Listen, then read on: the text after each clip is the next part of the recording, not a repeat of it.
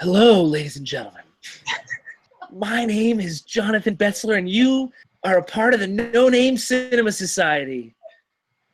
A little too loud, and so I'm going to try to do this sound off a little more quietly, more sexy. Ladies and gentlemen, this is the No Name Cinema Society sound, and I am Jonathan Betzler. It's our 24th sound off, rounding out episode 40. 44. And I'm Jonathan Betzler. I'm in the No Name Cinema Society. I've got some other people with me here too. I choose my cohorts. First is J Money. I don't know. This kind of works for you, JB. Maybe you should just do this all the time, man. Next, Drunk Davy. This is a big improvement. Davy, welcome to the sound off. Thank you. I've got a live audience with me tonight here watching me do the show. So if you hear cackling in the background, hi. Guys, here's our full schedule. And so we're at the end of our schedule now for this 40th section of shows. We've had 40 groups of shows now. We talked about the indie Amour from 2012, was also a Best Picture nominee, Amour, from director Michael Haneke. Fascinating discussion of Mary Poppins. Fascinating to me anyway, and fascinating in how little these guys paid attention to them. It's from 1964, the classic. So check out those shows. So that's our evening schedule, guys. So we're at the end of this 40th group of shows. Do you ever think we get through 40 of these guys? No, never once. Okay. And here we are. So how do you feel? It's 40. We're going through a midlife crisis, all right. It's going to be rough here on out. It's all We're getting old. We're running out of time. So, guys, we're going to start a new segment, script review. Guys, I'm very excited about this because, being in the industry, I get scripts sometimes. And I thought, well, wouldn't it be interesting if we sort of get a jump on things coming out and, actually review the script. And then it might, once the thing comes out, we might actually compare and contrast the difference between the final product and the script. So I've got a script here that I sent to these guys. It broke some records. First, let me give you guys a little background about this script. It's written by a gentleman by the name of Max Landis, a young John Landis that you guys might know as the director of Animal House, The Blues Brothers, Trading Places, and sadly for him, there's two sadly for him, did Michael Jackson's video Thriller.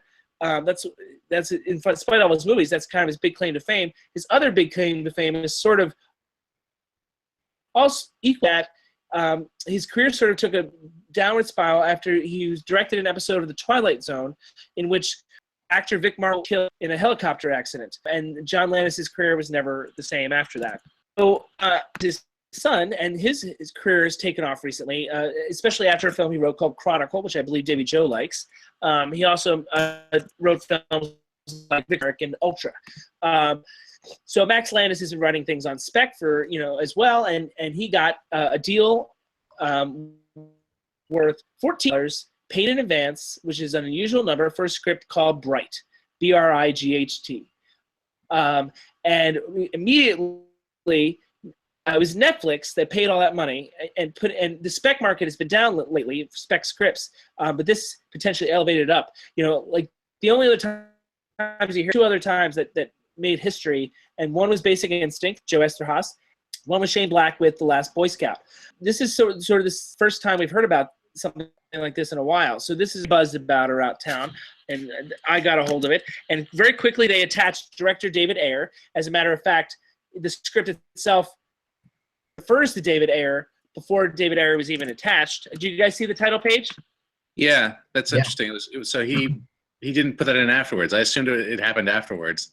Oh, no, not at all. And of course, they attached Will Smith to play one of the leads. Joel Edgerton plays the other lead. And to Netflix, and there's a teaser trailer online. I hope you guys didn't watch it, did you? No, I didn't even know it was there. Imagine if the world from Lord of the Rings existed in modern elves, wizards, etc. However, magic is outlawed, wands banished. So when a powerful wand is discovered, the battle is on for all that know about it. because it has the potential to do unspeakable things. Basically, and very intentionally, the film is David Ayer's End of Watch meets The Lord of the Rings, combo that you never thought you'd hear. But that's why David Ayer is mentioned, because David Ayer directed End of Watch, and the writer specifically had in mind literally the mashup of End of Watch and Lord of the Rings concepts. The script, the title page of the script says, thanks to David Ayer and J.R.R. Tolkien, two geniuses, or something like that. I don't remember the exact verbiage. No, I'm sorry. Yeah, that was good. Good summary. Good summary. Top notch. Top Excellent notch. as well. I'm very sensitive, guys, so I need positive reassurance at all times. It was real good. Good job. All right, so look, you obviously don't have time to do a full show on this, but so this is just a segment of a larger show. But Davy Joe, what are your thoughts? Basic thoughts to start out with.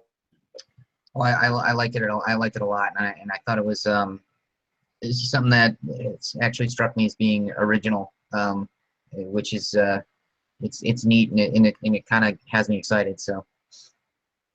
How can something so derivative be original? It's funny. It's just a juxtaposition that it never occurred to me, and it's so if you steal two ideas instead of one, that makes it's it original. Like, J Money, I'll let you go with opening thoughts. Your opening thoughts, sir. I mean, I guess I would say I'm probably in the exact opposite camp of Davy Joe on this one. People say Hollywood's out of ideas, and I'm like, yep, here's the perfect example of why Hollywood is out of ideas. Yeah, I'm with you. I found it extreme. I mean, and even if I like the matchup, I think it's very poorly executed. It's a lack of character development. The character moments are forced. I don't know if you guys. There's the character named Tika, and throughout the script, the gender pronouns of the of the character keep changing. Yeah, I assumed it was because he must have wrote the character originally as a guy or a boy, perhaps, and then he flipped around. I don't know. I don't know if it was just like copy issues. I mean, there were actually quite a few typos in this that were kind of like funny to me, but like even that, it seemed like maybe that was just left over from an earlier cut where perhaps he had wrote the character as a boy and then changed it later. Well, I mean, I think that shows. I don't think he cares. You know what I mean? Like, I don't think he's thought about character stuff. Like there were some pretty obvious directions in the script that were like, no, you mistyped there. You clearly didn't mean exactly what you just said, because that doesn't make any sense based on everything else. Well, no, but even just about character, I mean, like, I think that's sort of indicative of the fact that it doesn't matter, because these characters are just sort of like, chess pieces that he moves around a board, like for flimsy plot along. Yeah, it's amazing to me. Like it was such it almost seemed like a parody, I guess, in a sense. I mean, I honestly felt like it was a very underwritten, and it felt like to me a very like first pass rough draft, because there were so many things that really were not taken care of. There was a lot of sort of like plot lines that really were not tied up, and the things that were tied up were very, very simplistic. I mean, I guess I don't want to shit all over it too much, because I can see why it's a fun movie. Ultimately, it's a buddy cop movie with a fantasy twist. I mean, that's fine. Not everything has to be Shakespeare, but even so, I did feel like there was a lot of things that were like, just could have been handled better. There's just a lack of imagination in this script that I'm like, that's too bad. I agree. Not everything has to be Mary Poppins. Right, not everything has to be Mary Poppins. That's absolutely Thank God. Davey, so we heard us whining for the last couple minutes about character development. How do you respond? I thought there was a reasonable amount of character development. I think you've got the one officer that's got a kind of a family situation going on and career issues. But even let me stop you, because it's terrible. Like, that's so forced, sort of like trite cliche that has ever been done for these cop movies, with this family situation, and you see it, and it's supposed to like motivate his character for the rest of the movie. And it's like nothing. Am I wrong, Jay? I don't think you're wrong, but I mean, I also feel like it's par for the course. A lot of things that you would see churned out of Hollywood. I guess I don't want to. That doesn't make it okay, especially for like the particular. I mean, like, I might be particularly offended because $14.5 million for a script thing and all that stuff. That's crazy. Yeah, but to that point, I don't understand why Basic Instinct would have been flipped out about. It's not like that's a great script. I don't think that The Last Boy Scout is a great movie at all, for that matter. I mean, it's and The Last Boy Scout was a dud, but the Basic Instinct made a lot of money. Like, it made its money back. Definitely made a lot of money because there was some very specific things that happened in Basic Instinct that drove everybody to the theater. But I mean, I don't think it was the power of the script that was what we're talking about in this situation. You know, to me, it's depressing that this kind of script gets a lot of buzz. It's depressing that this is the kind of thing where you would have had such an early buyout. I don't think that like, I'm not going to fault the movie for being made, because studios want to turn out movies that are going to make money, and this will probably make money. But it certainly is not an interesting story. It's certainly not like an interesting idea. Again, it's on Netflix, so making money is going to be. It's not going to be released for years, I don't think. That's probably true. You know, I think if it is, it'll be released for a week, like kind of like Beast of No Nation was, like released for a week, and then it'll be available on everybody's home. I guess what I would say is that I think that it's the kind of thing that could be elevated by the talent attached. It's the kind of thing that could be elevated if they do something interesting with the visuals. Well, I was going to say this at the end. What do you guys think? I mean, obviously, I love David Ayer as a director. I mean, my #1 movie of 2014 was, Davey? Fury. And Davey was a fan as well. Jay Money, not so much. But I love his director. I even like Suicide Squad. I was going to ask this at the end, but what do you think about this idea of Will Smith and Joel Edgerton as the cop buddies? I like it. I mean, I think it's interesting. I think I think it's got potential. And I don't know. This thing kind of hooked me real early, and when there's a ferry that shows up, and I was like, whoa. I don't want to get too far down this rabbit hole, but I do think the casting choice is interesting, because obviously he's using the idea of these other races as a way to talk about race relations in general. But even that element, and I have a note on that. That element was forced, and even like because they the idea is the premise of the script is we discriminate against orcs, the villains from the Lord of the Rings series. So that's the concept that the movie sort of uses to compare it to modern society, but it falls flat. I mean, like it's so forced to me, like like something that needed a little depth and exploration is sort of just like shoved in there. Yeah, I mean, I think the premise is basically like it's bad to discriminate. Well, that's great. I think we've also kind of explored that before. I do think it's funny that they cast Will Smith, though, because like, if you through the script, clearly that's not who Max Landis was picturing when he wrote the script. As the description is like the opposite of Will Smith. With that said, I can hear Will Smith saying those lines. I truly could. Oh, I absolutely can. I mean, it makes a lot of sense. Honestly, let me backtrack a little bit. This makes a lot of sense as like a summer popcorn movie to me. Like I understand exactly why this fits into a summer movie right now, because it has a lot of things that are going on. There's a lot of fantasy element. There's the whole World of Warcraft stuff. There's a lot of race relation stuff. People can tie it to current events if they want to seem it that way. I mean, it's fantasy hero stuff. I mean, that's certainly hot right now in general. I can see executives being like, this has everything we love right now. Let's put it together in one movie. And I also want to say, I was looking at the cast list. I kind of know a person that's in this movie. I didn't realize that they were in this movie. So I don't want to sound too down on this movie. It could be. You want to say who your friend is? My friend is Happy Anderson, and he's really. I mean, I don't want to sound too much like this. He's more of an acquaintance. He's a brother of a friend of mine, ultimately, and I know him enough to recognize him and say hello to him. He got cast as, I think, Montague, I think is the character's name in this. So it's a smaller role, but still, he shows up in the script a little bit, and hopefully it works out well. Hopefully he gets money. Money he will use to invest in our show. Yeah, money he'll use. That's right. Let's hear it right now. Go Bright. Yay, Bright. My other issue, I have a lot of issues with the story itself. One, the biggest of which is this concept of wholeness of world. I kind of felt like they're creating this fantasy world within the modern world, but I feel like the rules kept changing. Because if you're going to create this world, I feel like there needs to be parameters set, and they were never clear to me what was going on. And I think that's job one of a screenwriter, is if you're going to do this sort of fantasy thing, I need to understand what the parameters and limitations are. Like what the magic entails, who can do what, because I feel like that stuff, when people did things, it sort of came out of nowhere. Yeah, I think that he's pretty much relying on everybody's expectations for what fantasy world is based on, I think, the Lord of the Rings, based on, World of Warcraft stuff, based on other things we've seen recently. He's not really digging too deep into it.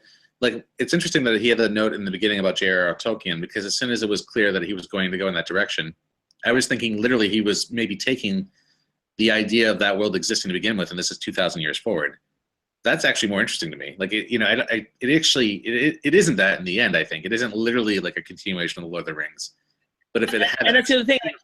I'd like to be able to draw that line, like, pretending like Middle Earth existed and, having it grow to Los Angeles. But then he didn't do that. He just sort of plopped these characters, right, and the archetypes in our modern day Los Angeles. I guess what I would say is that there's already a lot of other movies that have taken this model and tried to work with it. Alien Nation is a movie that I thought a lot about as I was reading through the script because it seems like almost exactly the same idea, except it's with, fantasy figures instead of alien figures.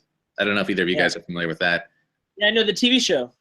I haven't seen the TV show, but I actually watched the movie last year because I was thinking about it, and it does not hold up well at all. It's a movie that's exploring a lot of kind of things we're talking about, but it is not a good movie. Before I let Davy Joe respond, there's two issues I have with the story. I mean, I felt it was way too heavy on action and light on plot.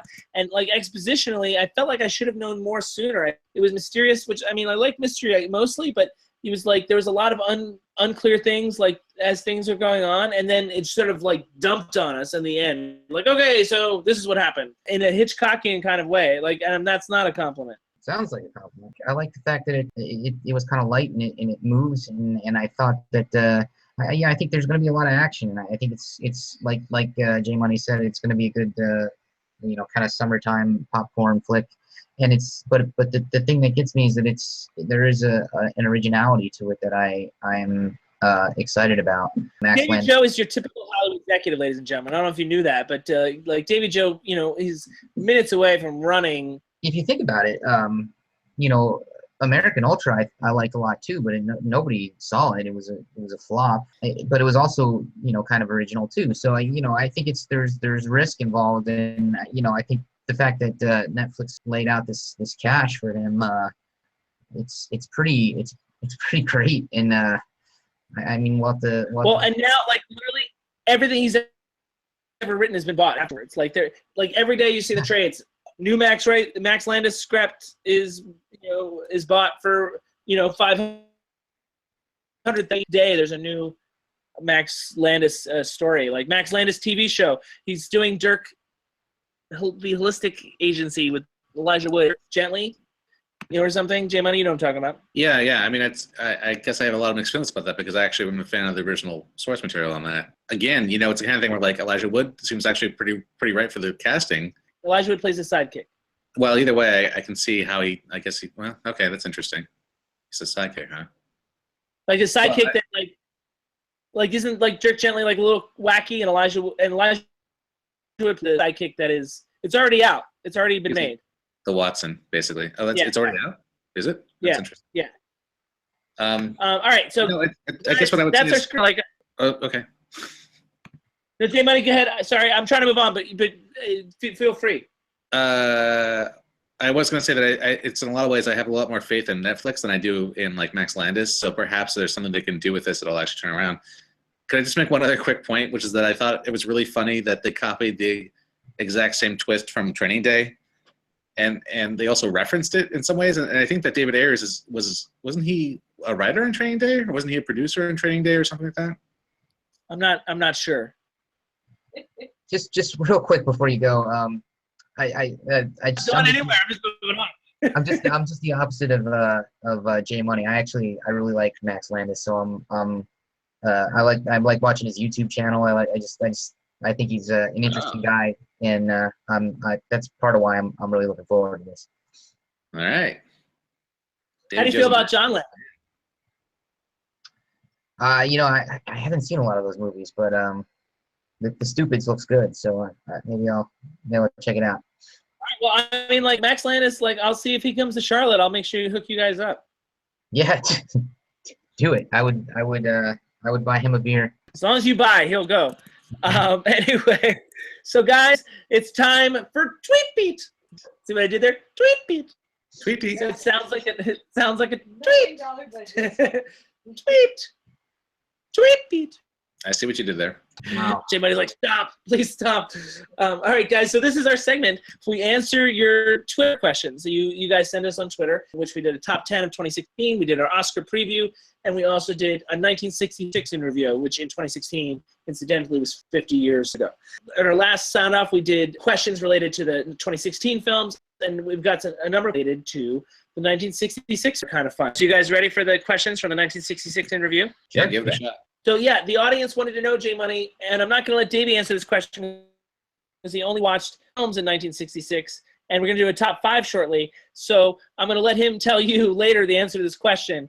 But in the meantime, J Money and I can answer because I watched 50. J Money watched 20. The audience wants to know what was the worst film out of all the ones we watched from the 1966 year. Ooh. Worst film. I'm gonna think about this for a second.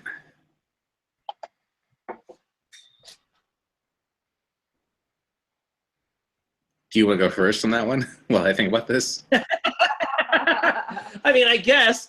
I watched 50, but I just want to apologize to fans of The King, but the Elvis movie, Spin Out, was the worst one I saw. I mean, like, it was bad. And I like Elvis. I like his music. And there's actually an Oscar-worthy song in this movie. There's an Oscar-worthy Elvis ballad in this movie, but the movie is so ridiculous. I mean, I've seen some of the other Elvis movies, in Jailhouse Rock. Both of them are kind of fun. This is rough. This is like no one really cared. I don't think they're shy about it. They don't care about a plot. They don't care about anything. It was on TCM, so I watched it a long time ago, early in the season. In the meantime, J Money's going to go through his list of 1966 films. Are you waiting for me? I don't got much more to say about that crappy Elvis movie. Of all the ones I saw, I don't think I had any ones that I didn't like. Like, I guess I don't feel like I saw it. Awesome. I didn't see a bad 1966 film. Now, to be fair, I didn't see nearly as many as you did. So yeah, you didn't see Spin Out. Like, you wouldn't like Spin Out, believe me. Of everything I've seen from that time period, there was nothing that I thought was bad. I honestly, I guess what I would say is I didn't like Alfie as much as I thought I would, but I didn't think Alfie was a bad film. Yeah, no, I mean, but it was the worst of the best. Yeah, I guess. I mean, maybe I should give it a second chance. I mean, I know it's iconic. I know it's famous. This is the nice side of J Money, everybody. Well, I think about that movie a fair amount. And maybe it just rubbed me the wrong way the day I watched it. I mean, I think a lot of people talk about how it's comical and it's a parody and it's interesting character development thing because the character himself is so despicable in a lot of ways. And I didn't see. I mean, a lot of people. I read reviews. A lot of people were talking about how it was like the funniest movie they'd ever saw. It's a very black comedy. It's a very dark humor. I think it's very true. Like, I think there's a lot of realism and depth in Alfie. Oh yeah, there's some really dark, depressing scenes in that movie, which took me by surprise. So I mean, I chuckled a few times, and I had some friends over to watch it actually because Final was the last 1966 film I watched, at least for the show. We laughed a little bit, but it was more like it actually. I found it more emotionally engaging. I think we talk a lot of times about like how there can be such a switch in tone in these films, and that might throw us off. I mean, to me, it was like the tone of it kept flipping too much, and I think that's maybe what threw me off. Okay, fair enough. Okay, so Alfie for J Money, that's a big one. So you might want to get that list out again, J Money, because we've got another question related to 1966. Okay, I got it right here. But this one Davey can answer. I'll give him first shot because he only watched 5, so I think it'll be easy. And the audience wants to know who is the hottest man and woman that we saw in a 1966 film. So they're specifically referring to how they looked in 1966. So who are the best looking man and woman that you guys saw in a 1966 film? Yeah. I can't even begin to answer that question. Sure you can. It's easy. It's not. I don't. Start with the women. Look, we know that you saw Alfie. A lot of women there. The Professionals.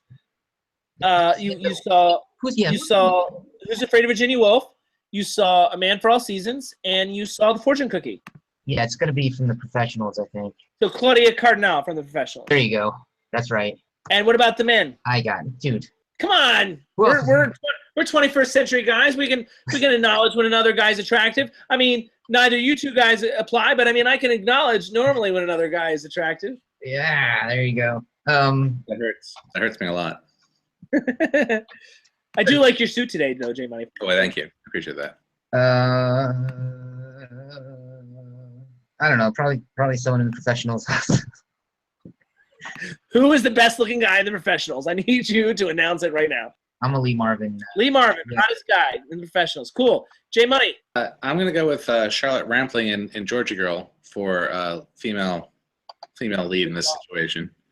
Your girl from 45 Years. Yeah, yeah, it was really fascinating to see her in this role, especially since I'm much more familiar with her as an older actress than I am with her as a younger actress. But She's super hot in that movie. she is, and also awful, so it kind of works out well. And All then, the hot ones are. yeah, well, ooh, controversial statement, JP. Yeah, exactly. It didn't get the reaction I'd hoped for, but anyway, J Money. In terms of like smoldering manhood, I might go for Steve McQueen in the Sand Pebbles. I knew you were going to pick that. Good call. It's a good call. Okay. For men, I went with a similar look, actually. I went with Robert Redford, who was in 2 movies in 1966. The Chase Properties Condemned. He's young, pre-Butch Cassidy Robert Redford, and yeah, he's rocking it in both of those movies. Very sexy. For women, guys, I'm going to show you this photo. You're going to love this. And this is Gila Golan, Israeli model. And I just fell for her after watching In Like Flint. Stunning to me. She starts out as the bad guy in the movie. Maybe that had some additional appeal. But anyway, Gila Golan, as you can see from this photo, guys, she's gorgeous. Yeah, she seems pretty hot. Yeah, no, she's quite attractive. Do you want to watch In Like Flint now? Sure. You might like it. It's as smart as Bright is. All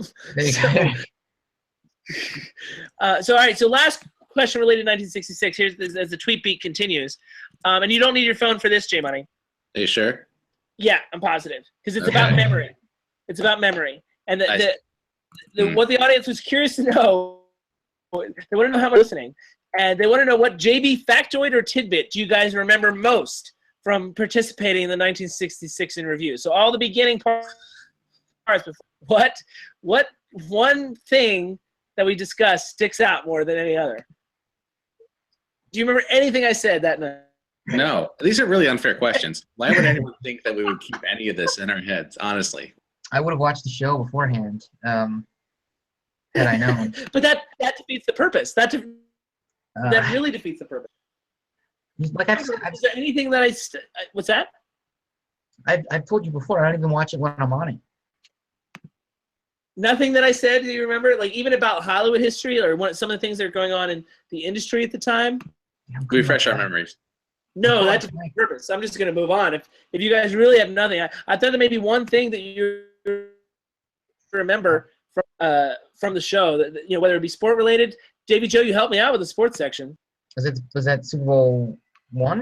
It was Super Bowl I. So I don't know if that counts as you remembering, but yes. That was a really good point that you made on the show about the Super Bowl I and the Packers. Okay, so I don't know if that counts as remembering, but I'm gonna let it go. That was great. Jay, you remember anything, any little tidbit? No, hell no. I mean, what kind of question is this? No, I don't remember anything from the show. Of course I don't remember anything from the show. Well, look, I thought maybe I would have said something interesting. There's lots of things that are interesting, JB, but I don't retain this stuff. I mean, honestly, really drunk by the time it got to the. Yeah, I also was fairly drunk by the 1966 show. I'm not even like pretending. All right, I'm going to move on. There's a lot of great tidbits, including about birth control, the origin of birth control, and the Texas. The shooting at the tower at Texas, University of Texas, and also the "Is God Dead" Time magazine poster we talked about, and we talked about what was going on in the industry in terms of Paramount being bought by Gulf and Western and the rating system changing. There's a lot of little tidbits that happened in the show that these guys clearly don't remember. But the audience, I guess the audience predicted that you might not remember anything. Well, congratulations, buddy. You really nailed us down. So the last question that I can answer by myself is the audience want to know what episode Davey was first drunk on that led to the nickname. I've never been drunk on an episode. And the answer is episode 9, where we talked about Hot Pursuit and the movie that Davey calls the actually boring movie about vampires, which is The Girl That Walked Home Alone at Night.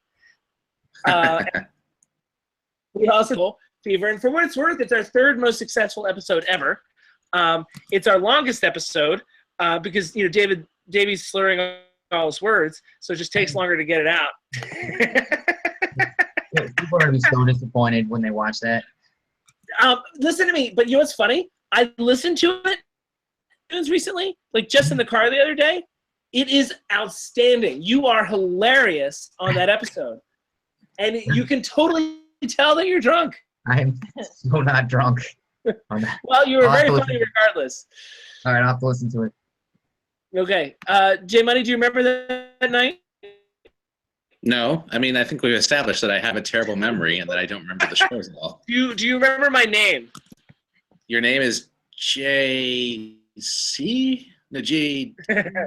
Okay, it's now time for top 5. And this is another top 5. Usually top 5 is just me, but this time we're going to all get to participate in the top 5. These are top 5 films from 1966, which is inspired by the fact that we talked about Blow Up, one of our 1966 films, in our last classic discussion, because it went up against Mary Poppins in the brackets. So Davey only saw 5 or 6, so, well, I wrote 6 in my notes because I would have thought he would have seen Blow Up, but he didn't bother. So he's only seen 5. So the only question with Davey is what order they're in. But he can fill out a top 5, so that'll be kind of fun. Based on the Oscar episode, you might think that we all have the same number 1, but I think we might have a surprise for you. At least J Money might. There's a guess on my part. Start with Davey, who is going to give us his number 5 out of the 5 that he saw. My number 5 is Alfie. Alfie. Yeah. So Alfie is also the worst film that you saw in 1966.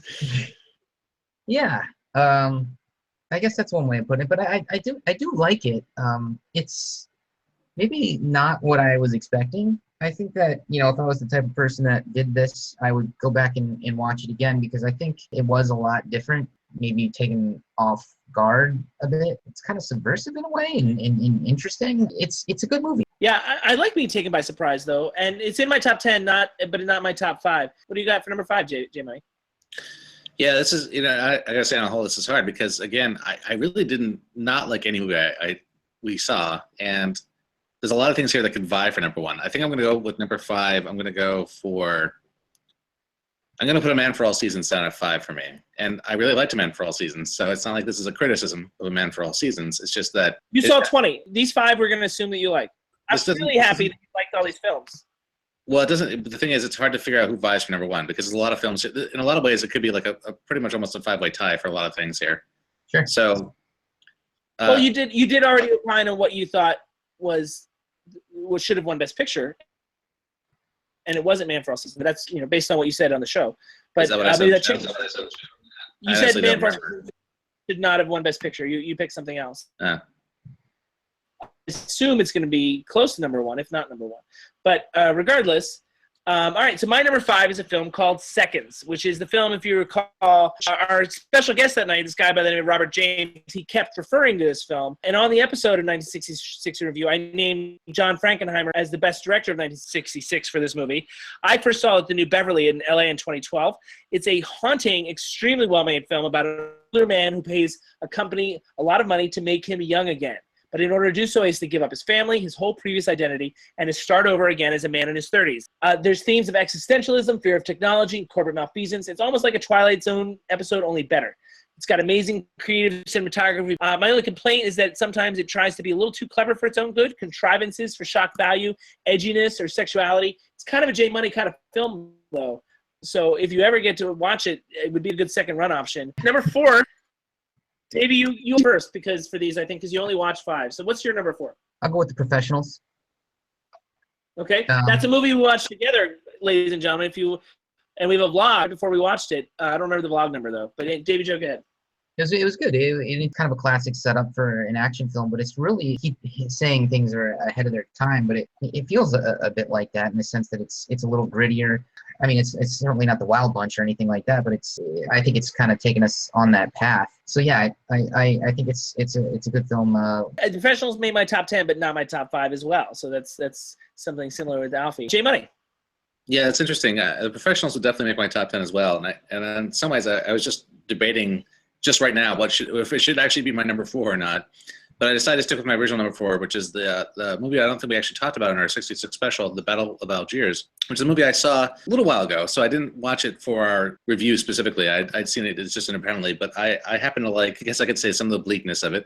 I happen to find sort of the starkness of it and the high contrast of the black and white and a lot of the, as I recall, cinema verite kind of style of it really sucked me in. It felt like a lot more transcendental than I expected because of that. Ultimately, I think it just kind of sold me on the style of the movie. Yeah. Well, actually, Battle of Algiers is also my number 4. We never, ever agree on anything, and so here we are. Robert James might argue that it might not be eligible because it was nominated for a foreign language Oscar in 1966 and was released in Italy, but possibly not released because it was also nominated for Best Director in 1968. So, you know, it's complicated. But I also named it, if you guys watch my follow-up vlog, vlog number 33, I named it as Best Editing of 1966 as well. And just to follow up on what Jay Money was saying, it depicts the rebellion of the Algerian people from their French occupiers between 1954 and 1957. Italian director Guillermo Pontecorvo infuses the film with immediacy and energy, with his very intimate camera choices that place us right in the middle of the action. Wouldn't you say, Jay Money? Yeah, exactly. He shows the struggle from both sides, I think, much like the film I think it inspired, Bloody Sunday, Paul Greengrass's breakout film from 2003 or maybe 2002. And I think moral ambiguity is the order of the day in Battle of Algiers. I think it's gripping and prescient. It's a true original that I think remains relevant 50 years later. Yeah, absolutely. I mean, it's, you know, we talk a lot about different types of war movies and the show, and it's funny how many times we've talked about war movies that were made 50 to 80 years ago that are still just as relevant, just as fresh, and kind of depressingly so. And I think that this would be one that falls into that category. I mean, that certainly the fact that, as you said, JB, it's not really setting itself up to follow one side or the other. There is some sort of gray area to it. None of the characters are really so perfect in and of themselves. So that helps it. That helps with the longevity of it because there's such a humanist quality to it. Davy Joe, does that make you want to watch the Battle of Algiers? You know, it's funny. I have seen it. Oh. I watched it in college. It's been so long, I really don't remember it. But I know that it's good. So now we know what his number 6 is, ladies and gentlemen. He has watched 6 after all.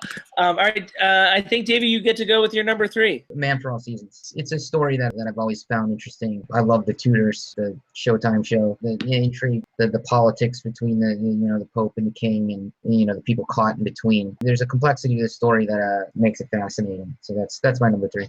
Well, awesome, and I mean, we know how Jay Money feels about it. It's his number 5. It's funny because it was on my top 10 of 1966 until I saw Alfie, which was the last movie I saw, and that knocked it off. So now it's number 11. But obviously I have a lot of admiration for it. I think it lacked some of the power of some of these other films that I saw that we're going to talk about momentarily. One of which you guys have seen, 2 of which you haven't. But Jay Money, what's your number 3? My number 3 is a movie we've actually have talked about as well, Blow Up, which is a movie that came up in a recent classic. 4 days ago we talked about it. 4 days ago, yeah. There's a lot of things going on in Blow Up that I like a lot. I know it's not a movie for everybody. I know JB is not a huge fan of it. No, I admire it a lot. Just to be clear, I mean, I voted Mary Poppins, but I mean, I admired Blow Up a lot. There's a lot of things I find fascinating about it. I think Amour is an example of a European movie that's a little more engaging for me than Blow Up, which can leave me cold in certain areas. I think Blow Up had a lot of potential that it didn't necessarily capitalize on, but I mean, there's a lot of amazing things about Blow Up. Yeah, I mean, I know that you've characterized it as being fairly innovative in its style. I think that there's a lot of stylish kind of qualities to it that you've talked about kind of enjoying, and I agree with that definitely. I don't know, it's a movie that doesn't really have a really neatly tied up ending. It has a lot of sort of surreal things happening in it, and that's just my jam in general. So it's a movie that'll stick with me. See, I want to talk about the tennis match, but Davey Joe hasn't seen it, so I don't feel like I can. You want to watch Blow Up now? Yeah, definitely. Okay. If you ever do, let me know, because it was also the prize. The DVDs of Blow Up are the prize at both the Golden Globe Party in New York and the Oscar Party in LA. And the winner in New York went crazy excited when they won. I'll bet. Yes. And Money was there, he can confirm. And yeah, Jay Money was also a prize at the Golden Globe Party, but that's another story altogether. That's right. I was given away to the highest bidder. Anyway, my number 3 is a movie that we talked about ever so briefly in the 1966. It's a movie called Khartoum, Khartoum, and I want to say this is the movie that surprised me the most. And it won't surprise you guys to learn that it's another complicated historical drama, which is sort of my jam. In the follow-up vlog I did, vlog number 33, I also named it as the best costume design and the best original screenplay of 1966. In this movie, Britain is struggling with its role of policeman of the world, something that the U.S. can identify with, as it tries to decide whether or not to interfere with a vicious tribal warlord taking over Sudan. It is a true story, and they send General Charles Gordon, who defended China in similar circumstances and became something of a hero. Even though he sees the impossibility of the situation in Sudan, his own narcissism prevents him from being able to turn down the challenge. The film follows Gordon's attempts to save Sudan Sudan and fighting, receiving little to no support from his own government. I had no idea about this story or what it was about, but you can see it's right up my alley. I mean, the director is a guy by the name of Basil Dearden and writer Robert Ardsley. They do a great job in this movie of telling a compelling story that is detailed without being slow or confusing. It's another situation where you understand where both sides are coming from, where all the characters are coming from, which only adds to the enjoyment of interest. I don't normally enjoy Charlton Heston, who plays Gordon, but he's surprisingly passable. They cast as the tribal warlord in this movie, which I have complicated issues with, because he's not an African warlord. And blackface is used, which is very unfortunate. Yeah. However, he is phenomenally good, like performance-wise. And in fairness to Olivier, he played Othello 1,000 times. Yeah. With black, so it's not unusual for him. He's really good in this movie, and it's so weird. It's a weird feeling, and it's just a product of the times, I guess. It's hard not to put a modern thought, a modern perspective on that. But with that said, the movie is gripping cerebrally. And I think it's my real find of the project. In fact, because my number 1 and 2 films I already showed clips of in the 1966 in review, and this is the least known, I think, of the films. So I'm going to show you guys the trailer of Khartoum real quick. So enjoy, and hopefully you guys will be interested in watching.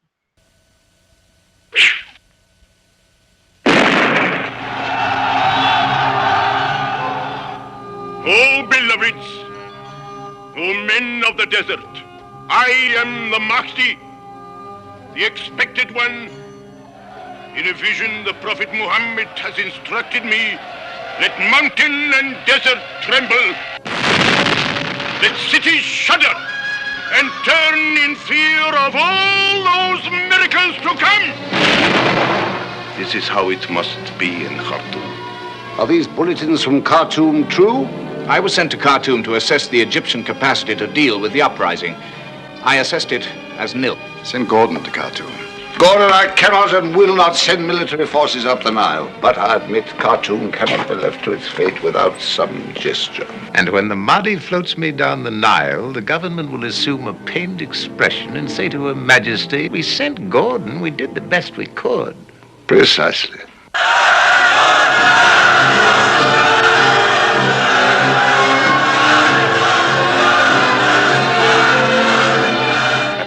Beloved one. Attack now, holy person. There is no more time. It is the moment. Where the Nile divides, their mighty conflict explodes across the Cinerama screen. Charlton Heston as Gordon, summoned by his country to defend Khartoum. Laurence Olivier as the Mahdi, summoned by a vision to destroy it. Richard Johnson, Ralph Richardson in Khartoum.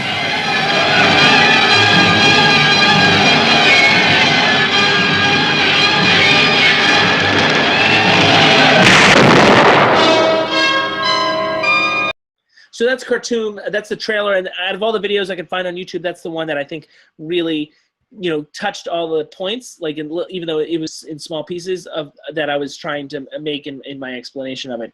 Are you guys curious now about Khartoum, or because I liked it, you probably guys won't? That's negative. still not true. We like some of the stuff you like occasionally. We like at least 50% of the stuff you like. At least. Okay, that didn't answer my question about Khartoum. Yeah, well, the trailer really sold me, so I'm interested in seeing it based on that. Okay. Trailer was I'm glad you like the trailer. You're number 2, Davey. My number 2, Fortune Cookie.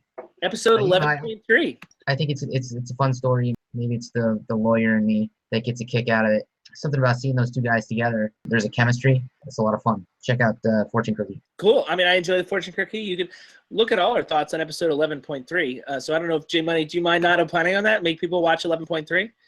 Yeah, please, everybody watch 11.3. You'll see all of us talk about it ad nauseum. It's a really good episode. We have a special guest. Mike Phillips appears on that episode. So that's right. It's a fun. That's right. What's your number 2? My number 2 is Who's Afraid of Virginia Woolf, which has really stuck with me in a way, actually, since I watched it for the show. I knew I'd be surprised.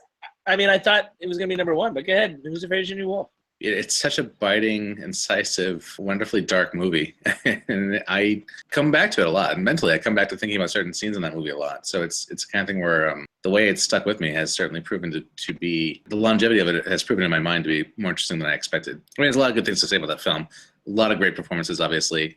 It's a really interesting script in general, but... We talked about it on the actual episode probably more than any other film. It came up more than any other film, wouldn't you say, guys? Yeah, I think so. Yeah. No question.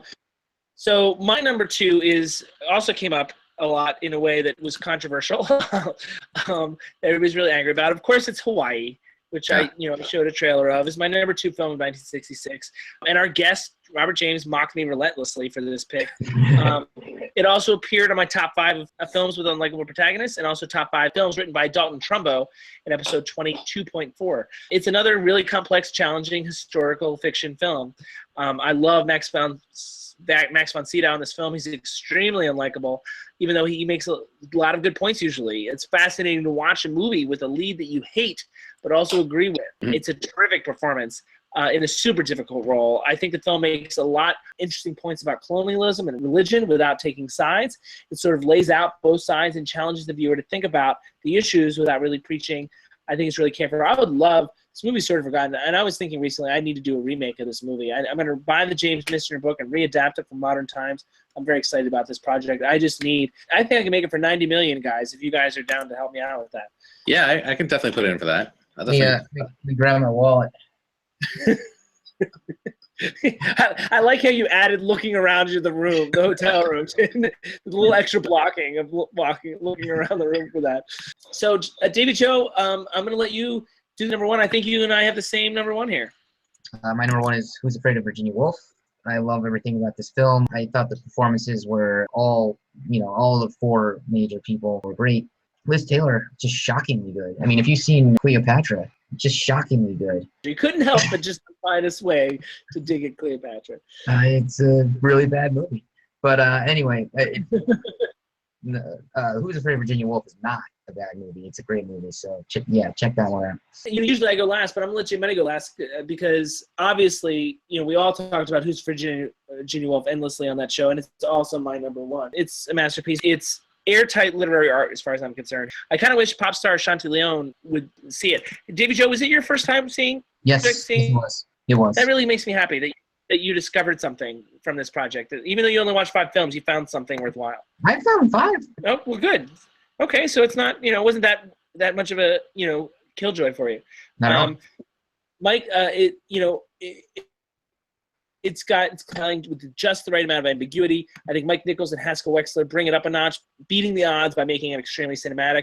We didn't talk much in the show about Alex North's score. It's another key component of the film that Nichols uses beautifully, and the performances. What can I say? Richard Burton and Elizabeth Taylor in particular. I don't know if it's in my all-time top 100, but it's definitely my favorite film from 1960. I thought it would be J Money's, but I had a feeling he'd surprise us. So the big surprise left is what is J Money's number 1 film from 1966, and we'll find that out right now. Yeah, my number 1 is a movie that I don't think we actually talked about in our show. We might have, and I just don't remember. And it's also a movie that you wouldn't expect from me, perhaps because it's a farce. It's a completely ridiculous kind of parody. And of course, I actually do like fun, silly things as much as JB doesn't think I do. But it's a movie called What Did You Do in the War, Daddy? And I don't know, JB, if you've seen this one. No, we did talk about it in the show in a couple ways. One, you named James Coburn's performance, one of your favorites, and then I told a story about how I purchased it from Amazon, and then it wouldn't play, and I called Amazon, and they refunded me, and they said try it again, and I purchased it on Amazon again, and it wouldn't play, and I gave up on it. So I was actually about to watch that movie, and I have not to this point because I said, you know what, I'll just watch Paris Burning instead. So it was just not one of the 50. No. Paris Burning, definitely a good film as well. It's funny because for me, in a lot of ways, there's a lot of movies that come out in 66 that we've seen that we talked about that are really dealing with parody and also heavy issues in terms of war. And to me, it's almost like this is the level of comedy and sort of it's farcical level to the next step in this movie is what I think they were trying to do with The Russians Are Coming, The Russians Are Coming. A film that also takes the idea of war and turns it on its head and makes it ridiculous and talks about how ridiculous the idea of everything is in this situation. So, and it's a Blake Edwards film, which is always interesting to some degree.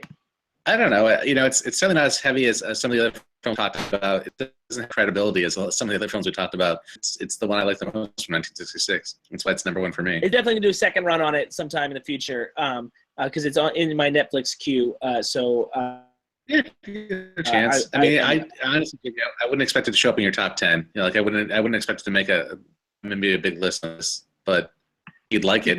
Don't ruin it like that. Don't taint it. Well, and also 1966 will come up again, guys, because one of the things that we one of the tweet beat questions that came up, but it came up a lot, is recast things, and recast things has become sort of a popular, where we recast some of these older films. So I think what we'll do is just make that a separate segment for future sound. It takes up a lot of time, so it didn't feel right to put it in this tweet beat. But I think we'll just take some of the you audience members wanted us to recast films, including Russians Are Coming. So we'll take a look at some of those and try and recast them with modern actors in a future for that. With that said, I think we're about to wrap up here. I'll say this: I think they probably weren't that good, but I had a really good time tonight. So I don't know. That's all that matters, as long as we have fun. J Money. Yeah. I think the important thing is that I'm not going to remember any of this, so I'm sure it was good. And in the meantime, this meeting of the No Name Cinema Society is adjourned.